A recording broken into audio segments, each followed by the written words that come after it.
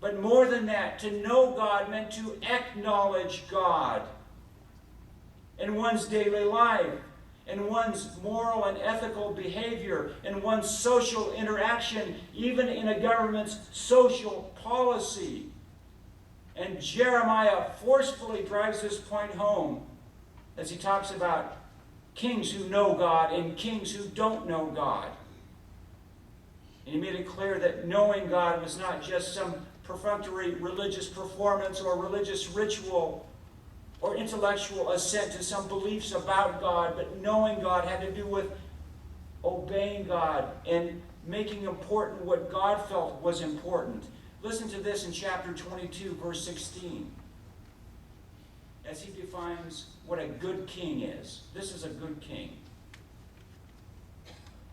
This is what it means to know God. This is the king who knows God.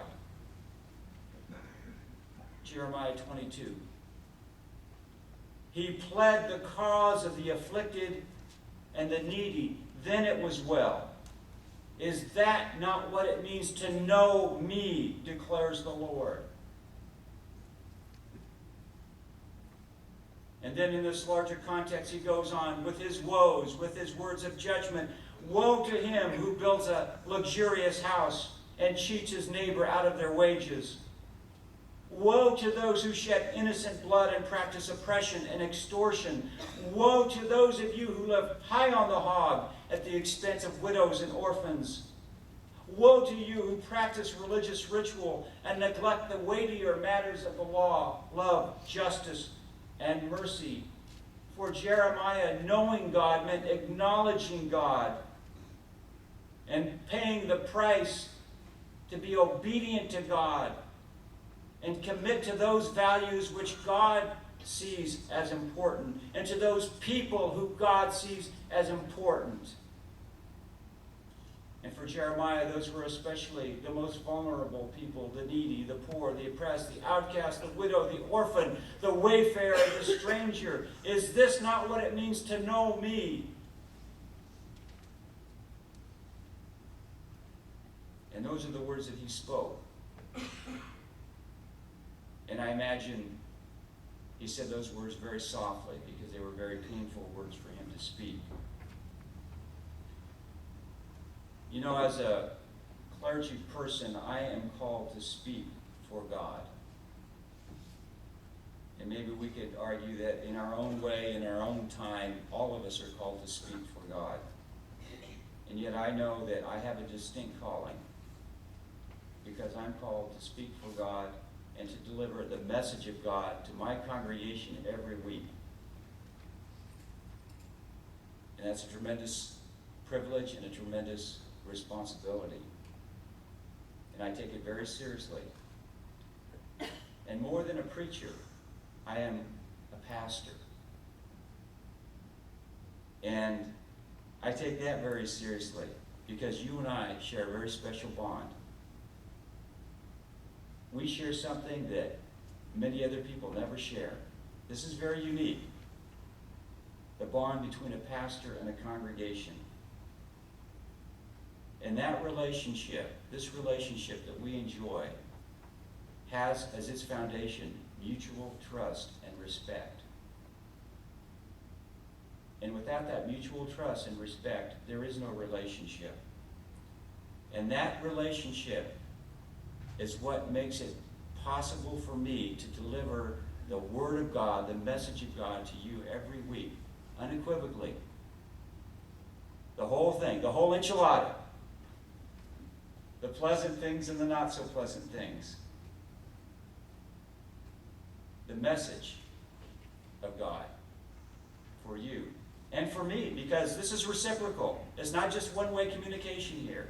I'm learning. I'm speaking to myself. When I point at you, there's a number of fingers pointing back. Actually, there are 3.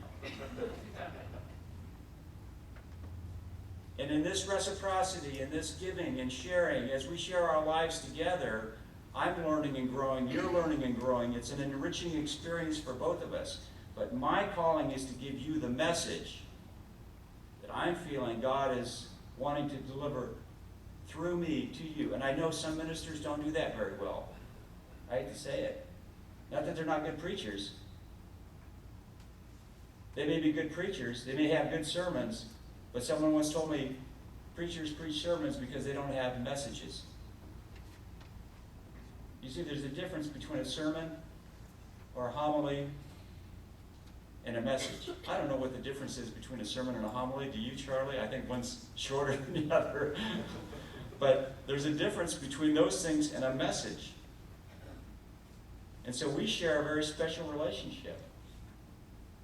And as you support me and trust me and respect me, you receive my message for you. Now, that doesn't mean you agree with everything I say.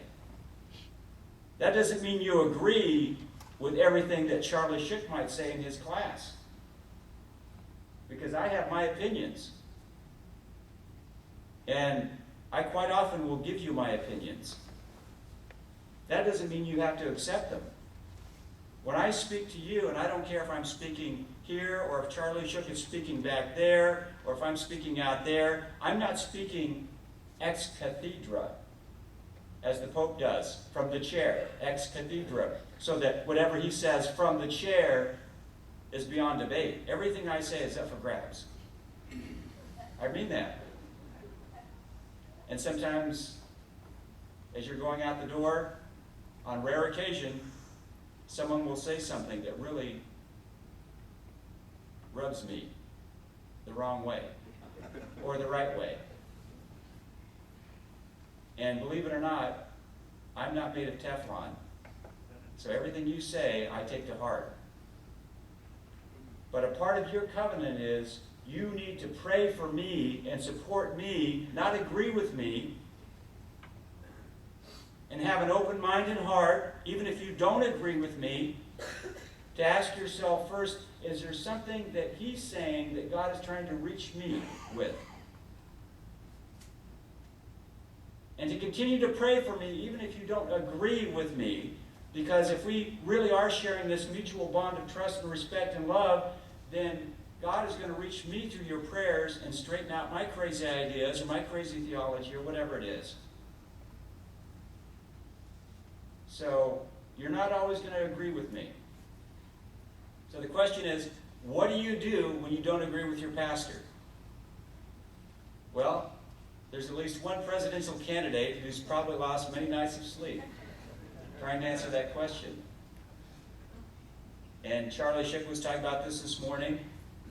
Really, we don't collaborate, but I think we had almost the same text today. So I'm going to edit my sermon because he said it much better than I could say it and said it in different ways. But all I know is I would be scared to death if anyone, especially the secular media, started dissecting 30 years of old sermons. I don't even believe half that stuff anymore. And the other thing that really bothers me is we seem to have political tests now for ministers and religious tests for politicians.